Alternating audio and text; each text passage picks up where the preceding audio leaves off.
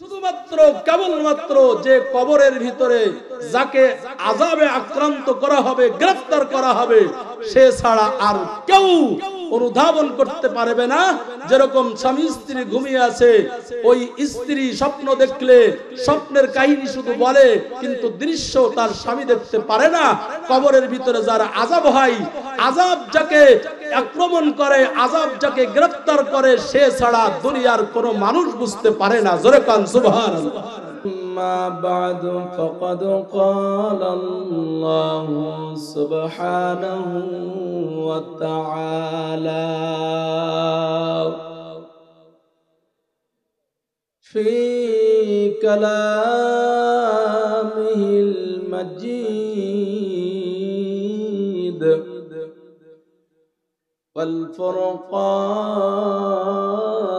والفرقان الحميد. أعوذ بالله من الشيطان الرجيم. بسم الله الرحمن الرحيم. إن الذين آمنوا وعملوا الصالحات كانت لهم جنات الفردوس نزلا خالدين فيها لا يبغون عنها حولا. وقال رسول الله صلى الله عليه وسلم: الإيمان بضع وسبعون شعبة فأفضلها قول لا إله إلا الله وأدناها إماطة الأذى عن الطريق والحياء شعبة من الإيمان أو كما قال النبي عليه الصلاة والسلام. صدق الله مولانا العظيم وصدق رسوله النبي الأمي الكريم ونحن على ذلك لمن الشاهدين والشاكرين والذاكرين والحمد لله رب العالمين. সকলে আমার সাথে মহব্বতে পড়বেন ভাই, জবান খুলে সকলে পড়ি আল্লাহুম্মা সাল্লি আলা মুহাম্মাদ ওয়া আলা আলি মুহাম্মাদ কামা সাল্লাইতা আলা ইব্রাহিম। সকলে পড়ি ভাই, وعلى آل إبراهيم إنك حميد مجيد. اللهم بارك على محمد وعلى آل محمد كما باركت على إبراهيم وعلى آل إبراهيم إنك حميد مجيد. একটু জিকির করি, জবান খুলে লা ইলাহা ইল্লাল্লাহ, জোরে লা ইলাহা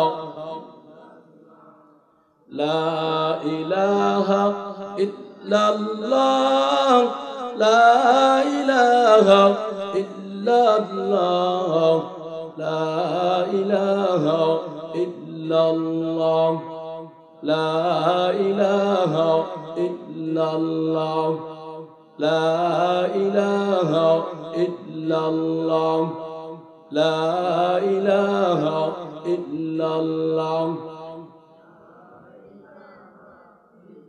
আসমানের মালিক যেই আল্লাহ জমিনের মালিক সেই আল্লাহ হায়াতের মালিক যেই আল্লাহ মৌতের মালিক সেই আল্লাহ লা ইলাহা লা ইলাহা ইল্লাল্লাহ লা ইলাহা ইল্লাল্লাহ লা ইলাহা ইল্লাল্লাহ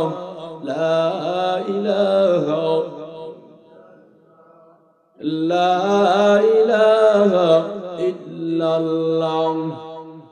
আল্লাহ পাকের দরবারে সকলের ভিতরে ইমানি জজবা পয়দা হয়েছে, কারণ আপনারা মানুষ অল্প হলেও এখানে স্থানটাকে আল্লাহ পাক দুইজন, একজন মানুষ বয়ান করবে আর একজন বয়ান শুনবেন। ওই স্থানকেও আল্লাহ রসুল জান্নাতের বাগান বলেছেন, আর 1 কোটি মানুষ বসে বয়ান শুনলে সেটাকেও জান্নাতের বাগান বলেছেন। জোরে করে আলহামদুলিল্লাহ। সুতরাং জান্নাতের বাগান, এর মধ্যে কি কোনো সন্দেহ আছে ভাই? বুখারী শরীফের ভিতরে আছে যে তোমার ঈমানকে খাঁটি করো। কোরআন শরীফের হাফেজ, কিন্তু আমি নবীকে নবী মানি না, তাহলে হাফেজ হয়ে সে জাহান্নামের প্রথম কাতারে দাঁড় হয়ে প্রথম শ্রেণীর আসামি হবে। কি বলেন ঠিক না বেঠিক? কোরআন পড়ে কোনো লাভ হবে না যদি আমার ঈমান সাচ্চা না হয়। আর ঈমান সাচ্চা আছে, অল্প আমল করতে পেরেছি কিন্তু ঈমান খাঁটি আছে, এই ব্যক্তির গুনাহের কারণে হাজার লক্ষ বছর জাহান্নামের শাস্তি ভোগ করার কারণে, ভোগ করার শেষে সে কি জান্নাতি হবে না জাহান্নামী হবে? কথা বলেন না, বোঝেন না ভাই? একজনের ভিতরে ঈমান আছে, গুনাহও করেছে, গুনাহকে স্বীকারও করেছে, সে শাস্তি ভোগ করার পরে ঈমান থাকার কারণে, সাচ্চা ঈমানের কারণে আল্লাহ পাক তাকে একসময় জান্নাতের ভিতরে চিরস্থায়ীভাবে দাখিল করাবেন। আর বেঈমান আল্লাহকে বিশ্বাস করে না, কোরআনের কথা কিছু মানে কিছু মানে না, আবার অনেক লেখাপড়া জানে, এ জীবনও জান্নাতের সুঘ্রাণ পাবে না। জোরে কোন ঠিক না বেঠিক? তাহলে বোঝা গেল অল্প আমল সেটা ভালো আমল, আল্লাহর কাছে গ্রহণযোগ্য, আর ব্যাপক আমল এটাও আল্লাহর কাছে গ্রহণযোগ্য, কিন্তু পূর্ব শর্ত হলো ঈমান খাঁটি থাকা লাগবে। কি থাকা লাগবে? ঈমান খাঁটি থাকা লাগবে। আপনার অল্প মানুষ, সংখ্যায় মানুষ অনেক বেশি, কিন্তু সকলের ভিতরে বদ্দিনী ভরা। আর অল্প মানুষ, তাদের ভিতরে দিনদারিত্ব আছে। বেশি মানুষ, তারা জান্নাতি হবে না, আমরা জান্নাতি হব, আমরা জান্নাতি হব। এজন্য আপনারা একেবারে কম না, যারাই আমরা আছি, আমরা মা বাবার জন্য দোয়া করে জান্নাতের একটি ওসিলা হিসেবে এই মাদ্রাসার মাহফিল জান্নাতের বাগানকে ওসিলা বানাবো। দোয়ার শেষে মা বাবার কবরে হাদিয়া পাঠাবো, দোয়ার শেষে এখান থেকে বিদায় নেবো। আল্লাহ কবুল করেন, সকলে বলেন আমিন। আমি বলবো না হাত উত্তোলন করুন, ওই কথা আমি বলবো না। যদি দিল সাক্ষী, অন্তর সাক্ষী দেয় যে এই মজমাই আমার জীবনের শেষ মজমা হতে পারে, এটা যদি বিশ্বাস করেন আপনি সাচ্চা ঈমানদার। আর বিশ্বাস না করলে, আমার কেবল বয়স হলো 18 বছর, 53 বছর, 51 বছর, 49 বছর, 73 বছরের বুড়ো এখনো এরকম আমান ছাড়াই সুপারি কটকাট করে চাবাই খায়, সুতরাং আমার মরার বহু দেরি। এই কথা যারা বলবে তারাও বেঈমান। জোরে কোন ঠিক না বেঠিক? সুতরাং আমার জীবনের শেষ মাহফিল মনে করে আমি আজকে দোয়া করে বাড়িতে যাব। আল্লাহ আমাদেরকে কবুল করেন। আমার ভাইরা, আমি আপনাদের সম্মুখে কালামে হাকিমের সূরাতুল কাহাফের 107 এবং 8 নম্বর আয়াতে কারিমা তেলাওয়াত করেছি। বিশ্ব নবীজির অসংখ্য হাদিসের মধ্য থেকে বুখারী শরীফ থেকে একটি হাদিসে পাক আমি পাঠ করেছি। ইনশাআল্লাহ আমার আল্লাহ যদি তৌফিক দান করেন, আমি 9টায় উঠতে চেয়েছিলাম, প্রায় 9:45টায় স্টেজে উঠেছি। আমার উস্তাদ কথা বলেছেন, ঘটনাক্রমে আপনারা শুনেছেন। আল্লাহ পাক ওই কথার ভিতরে যে মধু আছে আর আমাদের কথার ভিতরে সেই মধু নাই। আল্লাহ যেন সকলকেই সমানভাবে মধু দান করেন, তার মানে হেদায়েত দান করেন। আমার ভাইরা, গোটা পৃথিবীর মানুষেরা গুনাহের প্রতিযোগিতা করতেছে, যুবকরাও বেশি। এখান থেকে 2জন মুরব্বী আমার বয়ানের আগে উঠতেছেন, দেখবেন যাদের ভিতরে এক একজনের ভিতরে এক এক রকমের কল্পনা। কেউ বলে সম্ভবত উনি বিড়ি খাবে, যিনি বিড়ি খায় তিনি মনে করতেছেন উনি বিড়ি খাটতে যাইতেছেন। আবার কেউ মনে করতেছেন সম্ভবত পেশাব করতে যাইতেছে। যার পেশাবের চাপ হইলে সে পেশাব ধরে রাখতে পারেন না, তিনার কাছে সেই মন্তব্য। আরেকজনে বলবেন উনি এখন ঘুমাইতে যাবে। সমস্ত টিভির দোকানের আগের চেয়ার গুলো দখল করে বসে, আর আজকে দেখো আগে আগে মাহফিল থেকে উঠলো। এইরকম মানুষ এখানে থাকতে পারেন। সকলের চিন্তা কি সমান? নবী বলেন এই মাজমার ভিতরে যারা আল্লাহর ভয়ে নবীজির আদর্শে যারা বসবে এবং শেষ পর্যন্ত দোয়া করে বাড়িতে রওনা করবে, নবী বলেন আমি রবের পক্ষ থেকে জিবরিল আমিনের মাধ্যমে মেসেজ পেয়েছি, জান্নাতের বাগানের ভিতরে যেই ব্যক্তি আল্লাহর কাছে রহমতের আশা কামনা করে বসবে, গাছের পাতা যেরকম ঝরতে দেখো তোমার ছোটখাটো গুনাহ, সগীরা গুনাহ অটোমেটিক মাফ হয়ে যাবে। আর যদি গুনাহ থেকে তওবা করো, তোমার পিছনের সব গুনাহকে আল্লাহ পাক মাফ করে দিবেন। সুবহানাল্লাহ। বিশ্ব ইজতেমায় গিয়েছিলাম, প্রথম পর্বের আমাদের আলেম ওলামাদের তত্ত্বাবধানে যে বিশ্ব ইজতেমা হয়েছে, নজিরবিহীন। কওমি মাদ্রাসার পরীক্ষা চলতেছে, তারপরেও আমি ওখানে শনিবারের দিন ওই মাজমার ভিতরে ছিলাম। ইশার নামাজ আগেতেই নিয়ত করেছি, ওযু একটু কড়া ভাবে নিয়ত করেছি, ওযু রাখবো, পানি কম পান করব, কারণ বেশি পান করলে মুসিবতের শেষ নাই। কি বলেন? নিয়ত করেছিলাম, সেই নিয়তের কথাটা আপনাদেরকে বলি, যাতে এই লক্ষ লক্ষ মানুষের সাথে আমি তাওহীদুর রহমান জনু আল্লাহর কাছে মাকবুল বান্দা হয়ে যাই। সুবহানাল্লাহ। সেভাবেই দোয়া করেছিলাম, দোয়া কবুলও হয়েছে। তো এই মাজমার ভিতরে এমন আল্লাহর বান্দারা আছেন যাদের হাতের কারণে আমাদের সকলকে আল্লাহ পাক মাফ করে দিতে পারেন। কি পারেন না? قال النبي صلى الله عليه وسلم قال النبي صلى الله عليه وسلم الدعاء مخ العباد। নবী বলেন দোয়া হলো সমস্ত ইবাদতের মগজ। সুবহানাল্লাহ বলেন।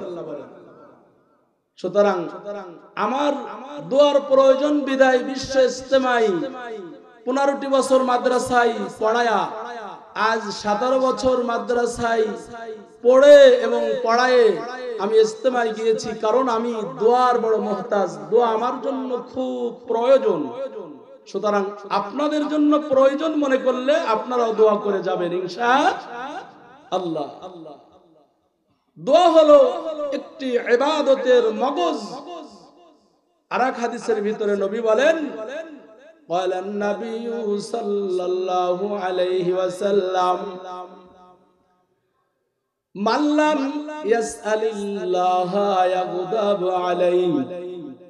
যে ব্যক্তি আল্লাহর কাছে দোয়া করেন না, আল্লাহ পাক তাহার উপরে রাগান্বিত হয়ে যান। সুবহানাল্লাহ পড়েন। আল্লাহর কাছে দোয়া না করলে আল্লাহ পাক রাগান্বিত হয়ে যান। এর দ্বারা বোঝা যায় বান্দাকে আল্লাহ ক্ষমা করে দেওয়ার জন্য সব সময় বান্দার দিকে কুদরতি নজর দিয়ে তাকিয়ে থাকে। সুবহানাল্লাহ পড়বেন না? ও মুসলমান, দুনিয়ার মানুষের কাছে চাইলে মানুষ বড় বেজার হয়ে যায়। এই শেরপুর দারুস সুন্নাহ মাদ্রাসার জন্য মুহতামিম সাহেব কত কষ্ট করলেন, কিন্তু কেউ এক মুষ্টি চাউল কেউ দান করে আরো কিছু টাকা দিয়েও ধৈর্যচ্যুত হন না, বরং আল্লাহর শুকরিয়া আদায় করেন। আবার কেউ এক মুষ্টি চাউল না দিয়ে উলামায়ে কেরামদেরকে যারা তিরস্কার করেছে, ওই দানবীর আর যে কোরআনের বিরুদ্ধে অ্যাকশন নিয়েছে ওই ব্যক্তি যেমন সমান হতে পারে না। নবী বলেন, যে ব্যক্তি দোয়া করে রব্বে কারিমের গুসা রাগকে নিবারণ করে, আর যেই ব্যক্তি দোয়া করার জন্য তার অন্তর কাঁদে না, ওই ব্যক্তি আর এই ব্যক্তি কোনোদিন সমান হতে পারে না। কথা ঠিক? ও বন্ধু, সুতরাং মাজমার ভিতরে বসে আল্লাহর কাছে হিদায়াতের জন্য কান্না করবেন, কারণ হিদায়াতের মালিক হলেন আমার আল্লাহ। জোরে বলেন কে? আর জোরে কে? আল্লাহ যদি কাউকে হিদায়াতের মালা গলায় পরাইয়া দেন, তাকে দুনিয়ার কোন মানুষ গুমরাহির দিকে ঠেলে দিতে পারে না। কথা ঠিক? আমার ভাইয়েরা, ও শেরপুর আলফাডাঙ্গা টগরবন্ধ এলাকার মা ও যুবক, ভালো করে শুনে নাও, এই চোখ দিয়ে কোনদিন আমরা আল্লাহকে দেখি নাই, এই চোখ দিয়ে কোন ফেরেশতাদেরকেও দেখি নাই। জোরে কোন ঠিক না বেঠে? এই চোখ দিয়ে কোন নবী রাসূল দেরকেও কোনদিন দেখলাম না। তারপরেও আমার আল্লাহর ভয়ে, হিদায়াতের জন্য গুমরাহির ভয়ে যখন হাত উত্তোলন করব, আল্লাহর রাসূল বলবেন, ও আমার উম্মতের দল, ভালো করে শুনে নাও, আমাকে কত কাফের আর কত মুশরিকের দল দেখার পরও আমি রাসূলের মুখে থুতু নিক্ষেপ করেছিল। নাউজুবিল্লাহ পড়েন। এজন্য বলেন নাউজুবিল্লাহ, আর যারা বলেন নাউজুবিল্লাহ। কপাল বড় খারাপ, কত কাফের আর বেঈমান না নবীকে দেখলো কিন্তু হিদায়াত তাদের তাকদীরে নাই। এই জন্য হিদায়াতের মালা গলায় পরিধান করতে পারে নাই, আল্লাহকে বিশ্বাস করতে পারে নাই। আমি আল্লাহকেও দেখি নাই, দেখার মতো পাওয়ার আমাকে দান করা হয় নাই, কিন্তু আল্লাহকে ডাকার ভিতরে একটা মজা আছে। ওই মজা যারা পেয়েছে, কোনদিন আল্লাহকে ডাকা ছাড়া জবানকে বন্ধ রাখতে পারে না। কথা ঠিক?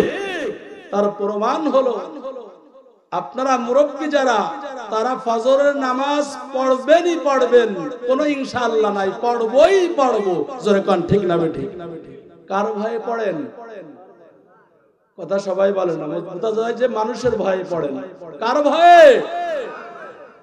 যা আল্লাহর ভয়ে করা হবে, ওর প্রতিদান দুনিয়ার কেউ দেবে না। দেবে কে? আরো জোরে। ইমাম গাজালি রহমাতুল্লাহ আলাইহি চমৎকার কথা বলেছেন। ইমাম গাজালি রাহমাতুল্লাহ আলাইহির কাছে একজন প্রশ্ন করেছেন, হুজুর, আপনি তো জগতের ভিতরে সব থেকে বড় ইমাম, আপনার কাছে মানুষ কোরআন হাদিসের সমাধান নেওয়ার জন্য আসেন, সুতরাং আপনার কাছে আমরা জানতে চাই, মানুষের কবরে যে আযাব হবে এর উদাহরণ দুনিয়ার কোন জিনিস দিয়ে আপনি দিবেন, সেই উদাহরণ জানতে চাই। কারণ যে ইমাম আবু হানিফা রাহমাতুল্লাহ আলাইহি তিনি বলেন, তিনার কাছে একজন প্রশ্ন করেছেন যে পায়খানা তিতা না মিঠা। কথা কি আগে পরে শুনেছেন আপনারা? এই প্রশ্নটা কি বাস্তবিক না অবাস্তবিক? বুঝেন? আশ্চর্যজনক না? তিনিও কোরআন হাদিস থেকে রেফারেন্স দিয়েছেন যে পায়খানা ময়লা ত্যাগ করার পরে, মলমূত্র মাটিতে পড়ার পরে, বিশেষ করে নাজাসাতে গলিজা এবং খফিফা, যে পায়খানাটা কিছুদিন পরে, 2-3 দিন পরে পোকাতে খেয়ে মাটির সঙ্গে মাটি হয়ে যায়, পায়খানার চিহ্ন আর থাকে না, নিদর্শন আর থাকে না। জোরে কোন ঠিক না বেঠিক? উনি কোরআন হাদিস রিসার্চ করে তার ব্যাখ্যা দিয়েছেন যে পায়খানা হলো মিষ্টি হয়, পায়খানা কি হয়? এবার প্রশ্নকারী বলতেছেন আপনি কি পায়খানা খেয়ে দেখেছেন? এই প্রশ্নটা আরো আশ্চর্যজনক, কি বলেন? সুতরাং তিনি তারও জবাব দিয়েছেন, ইচ্ছা করলে এক থাবা দিয়ে তাকে ওই জমিনেই দুনিয়ার থেকে বিদায় করে দিতে পারতেন। জোরে কোন ঠিক না বেঠিক? ইমাম গাজালি রহমতুল্লাহ আলাইহিকে অনুরূপ বলেছেন, আপনার কাছে আমি একটি প্রশ্ন করতে চাই। সেই প্রশ্নটি হলো, কবরের ভিতরে যে আযাব হবে, দুনিয়ার উদাহরণ দিয়ে তো আমাদেরকে বয়ান শোনান, কিন্তু কবরের আযাব কেমন হবে ওর উদাহরণ দিয়ে আমাকে আজকে ওয়াজ করে বুঝায়া তারপরে বাড়িতে ফিরিয়ে দিতে হবে। ইমাম গাজালি রহমতুল্লাহ আলাইহি তিনি চমৎকার একটি উদাহরণ দিয়েছিলেন, সেটি আজকে আপনাদের সামনে বলতেছি। তিনি বলতেছেন, বাবা তুমি কি ঘুমাও? ঘাড়বাঁকা মানুষ তো বলে যে না ঘুমাইলে মানুষ বাঁচে কি করে? আসলে কথা তো সত্য, যেরকম ঠিক না বেঠিক? না ঘুমালে মানুষ বাঁচে কি করে? তা বলে যে অবশ্যই ঘুমাই। হুজুর বলতেছেন, অবশ্যই তোমাকে তোমার প্রশ্নের জবাব ইনশাআল্লাহ আমি প্রদান করব। সুবহানাল্লাহ বলে। বলে ঘুমানোর পরে কি তুমি স্বপ্ন দেখো? তা বলছেন যে অবশ্যই স্বপ্ন দেখি। তা বলে স্বপ্নের ভিতরে কি তুমি কিছু খাও? জি হুজুর খাই। স্বপ্নের ভিতরে কি তোমাকে বাগে দাবড়াই? জি হুজুর দাবড়াই। কুকুরে দাবড়াই? হ্যাঁ দাবড়াই। সুতরাং তুমি ঘুম থেকে জাগ্রত হওয়ার পরে চিল্লায়া কান্না শুরু করো, পাশে কি কুকুর দেখতে পাও? বলে না, দেখতে পাই না। পাশে কি বাঘ দেখতে পাও? না। তাহলে কান্না করলে কেন? বলে এটা আমার সামনে ওপেন করে দেওয়া হয়েছে, কুকুরকে, বাঘের গর্জনকে ওপেন করে দেওয়া হয়েছে, তার ভয়ে কাঁদি।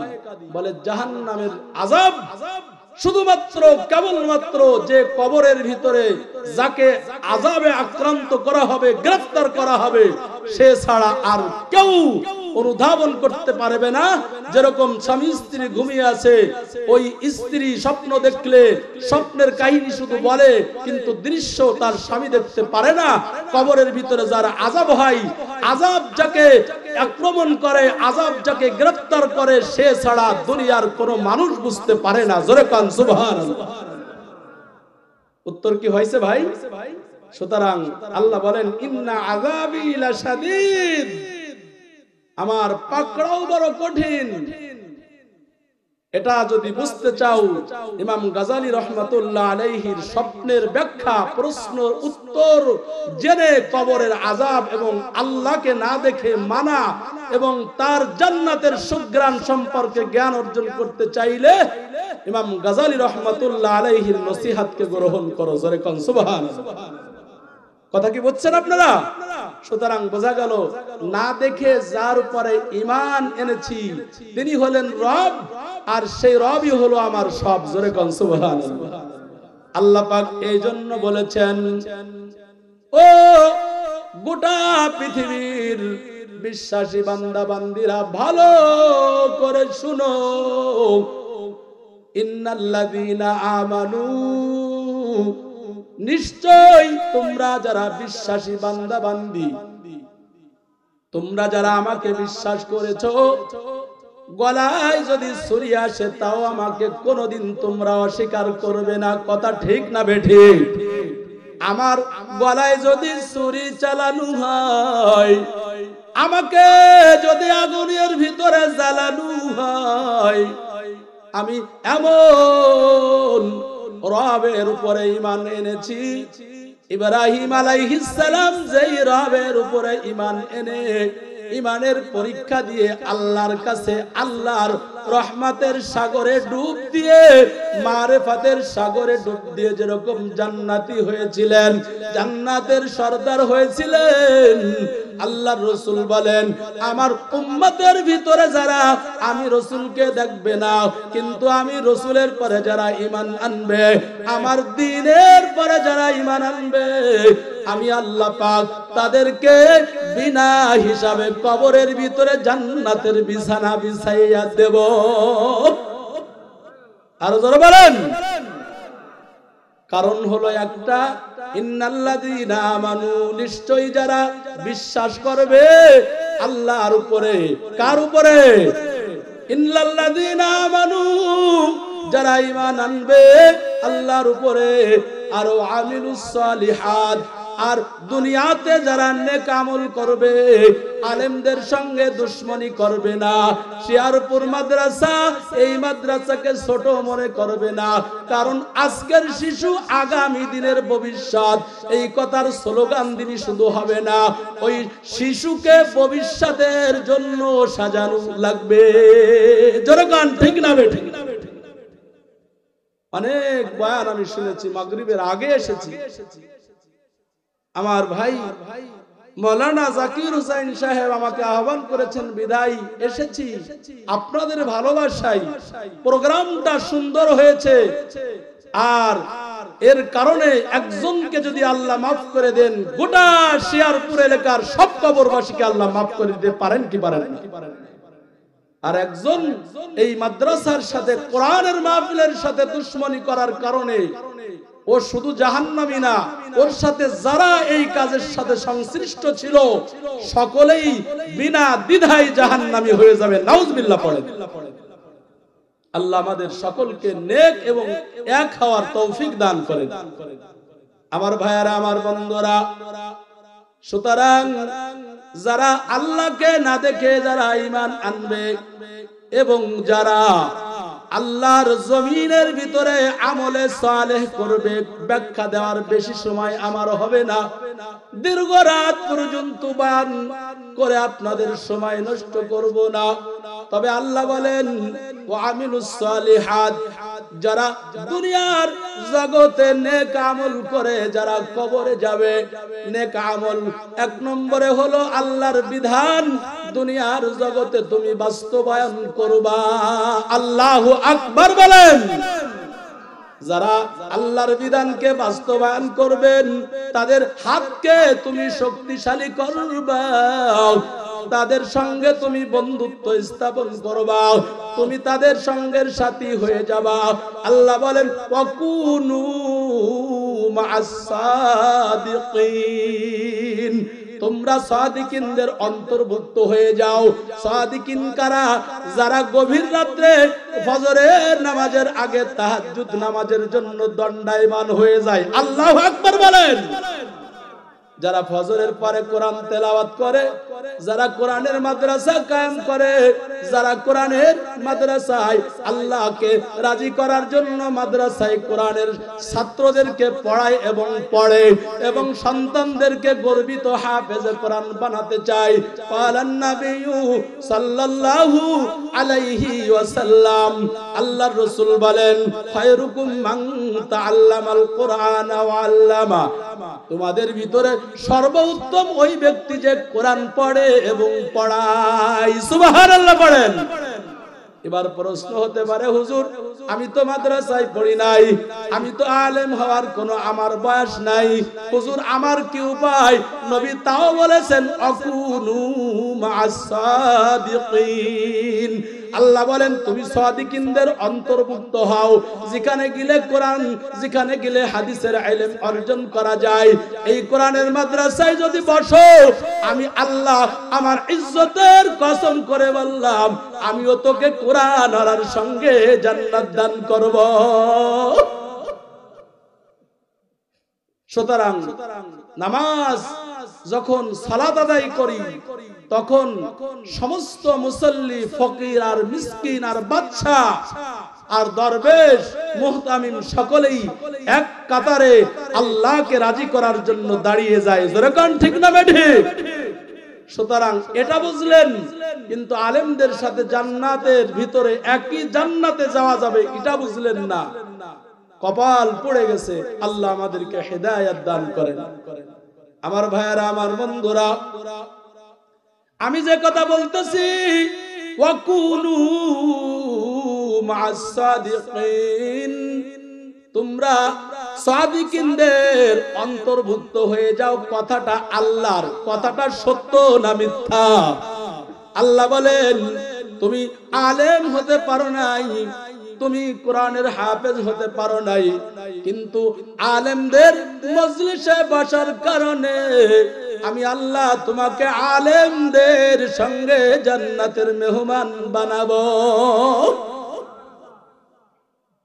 ও আমিলুস সালিহাতের তাফসীরের ভিতরে 1 নম্বর আল্লাহর হুকুম, জমিনের ভিতরে আল্লাহর হুকুম চলবে, আল্লাহর তাবেদারি করবা, আল্লাহর আনুগত্য করবা, অন্য কোন মানুষকে খুশি করিয়া আল্লাহকে বেজার করা যাবে না।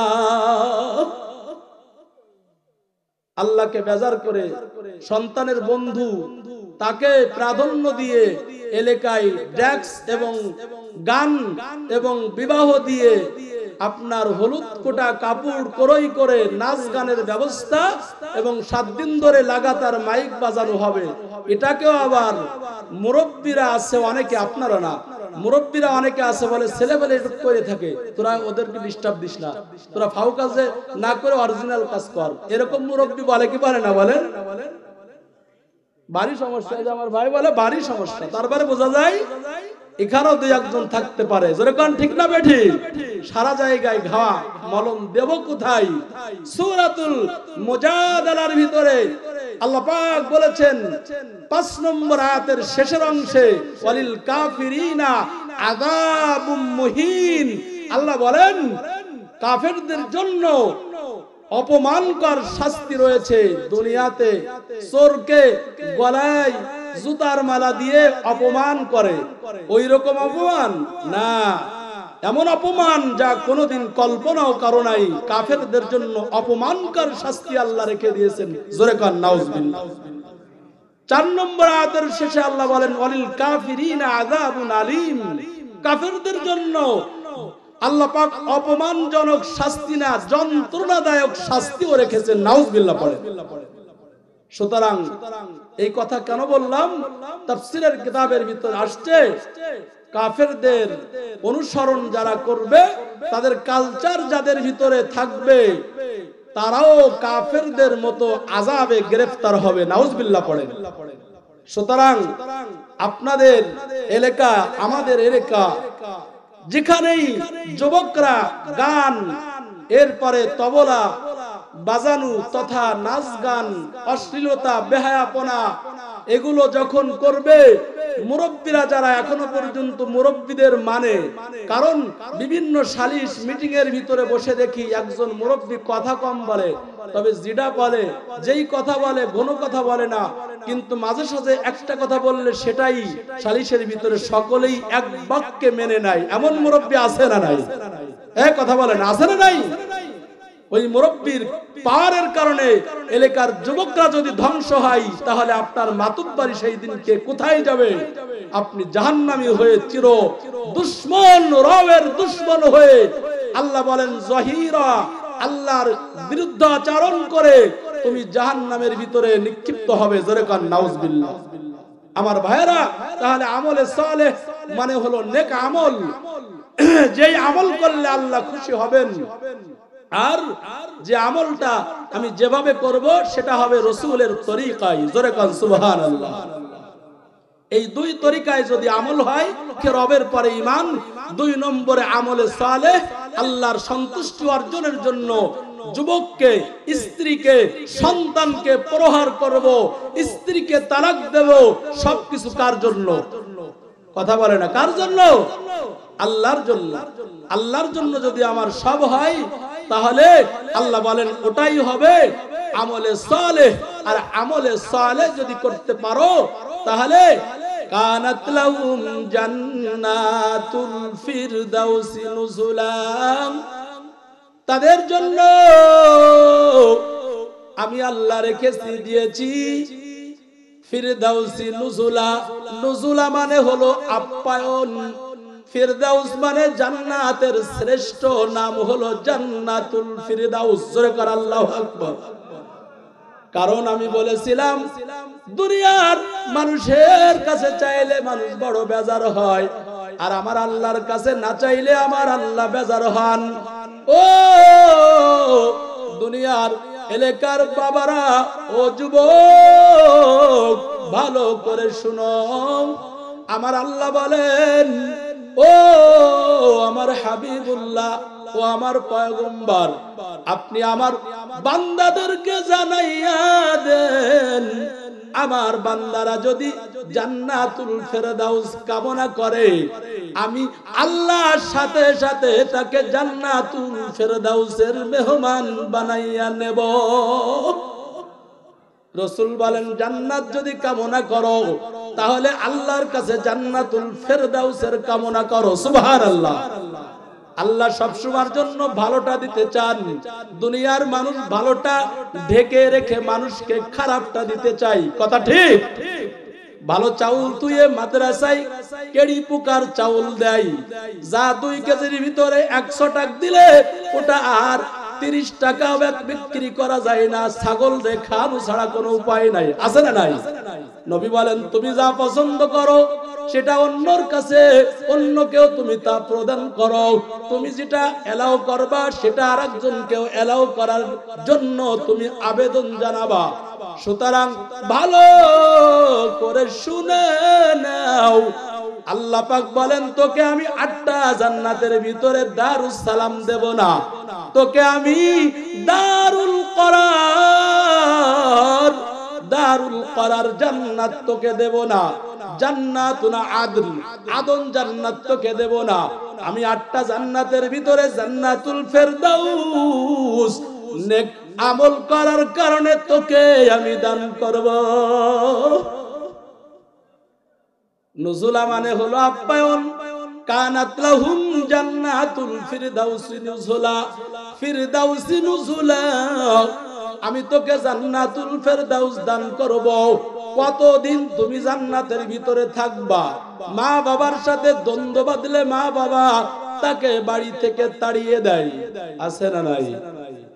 আব্বা অনেক সময় সন্তানের বিরুদ্ধে মামলা দায়ের করে, বাবার বিরুদ্ধে সন্তানের মামলা, স্ত্রীর বিরুদ্ধে স্বামীর মামলা, স্বামীর বিরুদ্ধে স্ত্রী একাধিক মামলা করে দেখতে পাচ্ছি আমরা।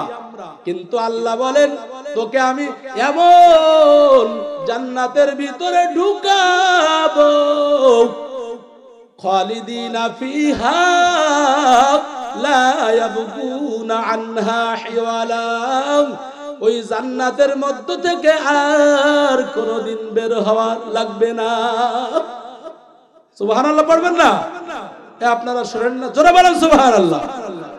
এমন জান্নাত দেব, ওই জান্নাতের মধ্য থেকে আর কোনদিন বের হওয়া লাগবে না। আমি আল্লাহর জান্নাতের ভিতরে কোনো ঝগড়াঝাটি হবে না। আমি আল্লাহ পাক তোকে এমন জান্নাতের ভিতরে দাখিল করাবো, যেই জান্নাতের মালিক তোকে সরাসরি সালাম জানাবে। সুবহানাল্লাহ। হযরত আলী রাদিয়াল্লাহু তাআলা আনহু তিনি বলেন, আমি জান্নাত চাই না, জান্নাতের ভিতরে কোনো নিয়ামত এগুলো আমি পছন্দ করি না, আমি পছন্দ করি ওই জান্নাতের মালিকের সাথে দিদার। জোরে বলেন সুবহানাল্লাহ। জান্নাতের মালিককেই যদি পেয়ে যায়, জান্নাত পেতে কি বাকি থাকবে? এই জন্য দুনিয়ার সব কিছু পেয়েছো, আল্লাহকে পাও নাই, তবে তুমি কিছুই পাও নাই। দুনিয়ার সব কিছু পেয়েছো, আল্লাহকে পাও নাই, তবে তুমি কিছুই পাও নাই। এই জন্য বাবা, এমন জান্নাত আল্লাহ আমাদের জন্য রেখেছেন, যেই জান্নাতের ভিতরে একবার যারা ঢুকবে তারা আর কোনদিন বের হবে না। সুবহানাল্লাহ। হযরত রাবিয়া বসরি রাহমাতুল্লাহ আলাইহি আল্লাহর কাছে গভীর রজনীতে কান্না করতেছেন। একজন মহিলা হওয়ার পরেও আল্লাহর কাছে বলতেছেন, ওগো মাবুদ, আমার কোন এমন আমল নাই যে আমল দিয়ে আমি জান্নাতি হব। কত বড় জবরদস্ত আলিয়ে কামেল আল্লাহর কাছে বলতেছেন, আমার এমন কোন আমল নাই যে আমল দিয়ে আমি জান্নাতের ভিতরে যাব। তবে গভীর রাত্রে ও মাবুদ চোখের পানি ফেলে কাঁদলাম। এই কাদার কারণ হলো তোমার জন্য। তুমি যদি এই চোখের পানি কবুল করে নাও তাহলে আমি রাবেয়া বসরির বিশ্বাস আমি জান্নাতুল ফেরদাউসের মেহমান হয়ে যাব। সুবহানাল্লাহ। এই কথাটা আল্লাহ পাক কবুল করেছেন। রাবেয়া বসরি রাহমাতুল্লাহ আলাইহি ওযু করে আবার তাহাজ্জুদের পরে ঘুমিয়ে গিয়েছেন। সুবহানাল্লাহ পড়েন। তাহাজ্জুদ আছে আমাদের? ফজরের নামাজি নিয়ত করে বসে, অত সকালে নামাজ পড়লে শরীর নষ্ট হয়ে যাবে, বাবা তুমি ঘুমাও ঘুমাও, শরীর নষ্ট হবে। মা বাবার স্লোগান, এই স্লোগানের কারণে সন্তান দামড়া হয়েছে, বিশাল বড় বিটা হয়েছে, কিন্তু মা বাবা তাকে এখনো নামাজের জন্য ডাকে না। আছে না নাই? কপাল পড়ে গেছে, পোড়া কপালের কোনো খবর নাই। রাবেয়া বসরি রাহমাতুল্লাহ আলাইহি তিনি এভাবে বলতেছেন, আল্লাহ আমার কোন ইবাদত কবুল হয়েছে কিনা জানা নাই, কিন্তু তোমার ওয়াদা চোখের পানি এটা কোনোদিন বৃথা যেতে পারে না। সুতরাং আল্লাহর কাছে আবার ওযু করে আল্লাহুম্মা বিসমিকা আমুতু ওয়া আহইয়া এই দোয়া পড়ে, হাদিসের ভিতরে এই দোয়ার কথা এসেছে, এই দোয়া পড়ে যখন ঘুমিয়ে গেছে, ঘুমিয়ে যাওয়ার পরে আল্লাহ পাক সেই ইমাম গাজালি রাহমাতুল্লাহ আলাইহির সেই স্বপ্নের ব্যাখ্যা, সেই স্বপ্নকে বাস্তবায়ন করে দেখিয়ে দিয়েছেন জনাবে মুহাম্মদুর রাসূলুল্লাহ। চিল্লাই কোন সাল্লাল্লাহু আলাইহি ওয়াসাল্লাম এসে হাজির হয়ে গেছেন। হাজির হয়ে গিয়ে বলতেছেন, ও ওলিয়ে কামেল, আল্লাহর কাছে তোমার চোখের পানি কবুল। তুমি যে কান্না করেছো, কান্নার কারণে আরশে আজিমের মালিক খুশি হইয়া তোমাকে জান্নাতের সার্টিফিকেট দান করেছে। আমার ভাইয়ারা, আমার বন্ধুরা, এই জন্য ঈমান আনা লাগবে। ঈমান আনার পরে সৎকর্ম করা লাগবে, খাঁটি ঈমান, নির্ভেজাল ঈমান আনা লাগবে। এবং আল্লাহর জমিনের ভিতরে আল্লাহকে বেজার করে স্ত্রীর কথা শোনা যাবে না, আল্লাহকে বেজার করে সন্তানের কথা শোনা যাবে না, আল্লাহকে বেজার করে কোনদিন দুনিয়ার বন্ধুর খপ্পরে পড়ে মুখের ভিতরে গাঁজা সেবন করবি না। যেরকম ঠিক না বেঠি? মা বাবার অন্তরে কষ্ট দাও কিভাবে? মা বাবাকে কি লাঠি দিয়ে পিটানো শুরু করো? না, তুমি যাদের সাথে মেশো, তোমার আব্বা জানে তুমি চর, এই চরের উপরে গিয়ে সারা রাত তুমি ইয়াবা আর ফেন্সিডিল আর গাঁজা আর হিরোইন আর প্যাকেটকে প্যাকেট সিগারেটের পায়মালি করে ছাড়ো। এই জন্য তোমার পরে আব্বা আম্মা কষ্ট পাই, আর ওই কষ্টর কারণে কশিন কালেও তুই সুখে শান্তিতে বসবাস করতে পারবি না। জোরে কান ঠিক না বেঠি? নবীজি বলেন তিনটা আমল কর। এক নম্বরে হলো as-salatu li waqtiha, পাঁচ ওয়াক্ত নামাজ সময় মতো আদায় করবি। না শুধু জুমার দিন? as-salatu li waqtiha, পাঁচ ওয়াক্ত নামাজের সময় হলে পাঁচ ওয়াক্ত নামাজ পড়বি। দুই নম্বরে বলেছেন বিররুল ওয়ালিদাইন, মা বাবার সাথে ভালো ব্যবহার করবি। জোরে কান সুবহানাল্লাহ। রাসূলকে কি ঘুষ দিয়েছেন আপনারা? তৎকালীন সময় আরবে জমি লিখে দিয়েছিলেন?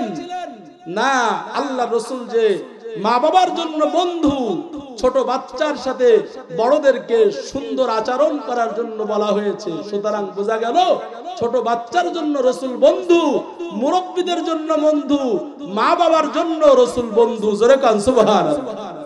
জোরে বলবেন না সুবহানাল্লাহ? দুই নম্বরে বলেছেন বিররুল ওয়ালিদাইন, মা বাবার সাথে উত্তম আচরণ কর। আর তিন নম্বরে বলেছেন আল জিহাদু ফি সাবিলিল্লাহ, আল্লাহর জন্য আল্লাহর দেওয়া জান এবং মাল দিয়ে আল্লাহর রাস্তায় সময় লাগা, আল্লাহকে খুশি কর।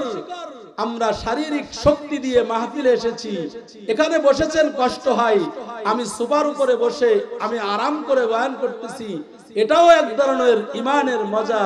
আপনারা বসে শুনতেছেন, আপনারা আমার থেকে বেশি দামি মানুষ। জোরে কান সুবহানাল্লাহ। তাহলে এটা হলো শারীরিক ইবাদত আল্লাহর জন্য, আল্লাহকে খুশি করার জন্য মুজাহাদা করতে হবে, প্রচেষ্টাকে অব্যাহত রাখতে হবে। আর আল্লাহর দেওয়া মাল, এই মাহফিলে টাকা লেগেছে, পয়সা লেগেছে, টাকা দিবেন, পয়সা দিবেন, মেধা দিবেন, সবকিছু আল্লাহ পাক জিহাদের ভিতরে আপনি যে ইবাদত করেছেন, জিহাদ অবস্থায়, সংগ্রাম অবস্থায়, আল্লাহকে রাজি করা অবস্থায় আল্লাহ পাক আপনাকে সেই জিহাদের ময়দানের সেই অ্যাটেন্ড করনেওয়ালাকে যে সওয়াব দিয়েছিলেন, আপনাকেও সেই সওয়াব দান করবেন।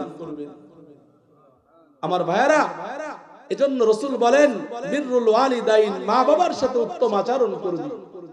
ইয়ামেন থেকে একজন নারী, সে তার সন্তানের জন্য একটা গাছের টুকরা এনে বাম হাতে বেঁধেছে, কারণ সে বলে যে মুহাম্মদ বলেছেন যে মুহাম্মাদের কথা মিথ্যা হতে পারে না, কারণ যারা এই আরবের ভিতরে আল্লাহর দুশমন হবে, আল্লাহর সাথে যারা বেয়াদবি করবে, রাসূলের শানে যারা বেয়াদবি করবে, তাদেরকে এই জঙ্গলের বাঘ এসে তাদেরকে এক থাবা দিয়ে তাদের জীবনকে ধ্বংস করবে। কিন্তু আল্লাহর রাসূল জঙ্গলের বাঘ দিয়ে উদাহরণ দিয়েছিলেন। এখানে ব্যাখ্যাকারীরা বলেছেন প্রকৃত বাঘ এসে তাকে হামলা করবে দুশমনের কারণে। 2 নম্বর ব্যাখ্যা দিয়েছেন আল্লাহ পাকের আযাব, এই পাহাড় থেকে, এই জঙ্গল থেকে আযাব এসে তাদেরকে আক্রমণ করবে। সুতরাং মুহাম্মাদের পথে চলবি না, কিন্তু মুহাম্মাদের কথা সত্য হতে পারে এই বিশ্বাসেই জঙ্গল থেকে, ইয়ামেনের জঙ্গল থেকে তার সন্তানের হাতের উপরে এভাবে গাছের টুকরা দিয়েছে, যাতে সন্তানকে কোন দুষ্কৃতরা, কোন শত্রুর পক্ষ এসে আমার সন্তানকে ধ্বংস না করে। জোরে কান সুবহানাল্লাহ। যদিও কথাটা খারাপ, কিন্তু সন্তানকে কতটা মা বাবা ভালোবাসেন সেটা পৃথিবীর কেউ জানে না, আমার আল্লাহ জানেন, আমার রাসূলকে আল্লাহ জানিয়ে দিয়েছেন। জোরে বল সুবহানাল্লাহ। আমার ভাইয়েরা, আমার বন্ধুরা, আমি যে কথা বলতেছিলাম, মা বাবার অন্তরে কোনোদিন কষ্ট দিবা না, মা বাবাকে নিয়ামত মনে করবা।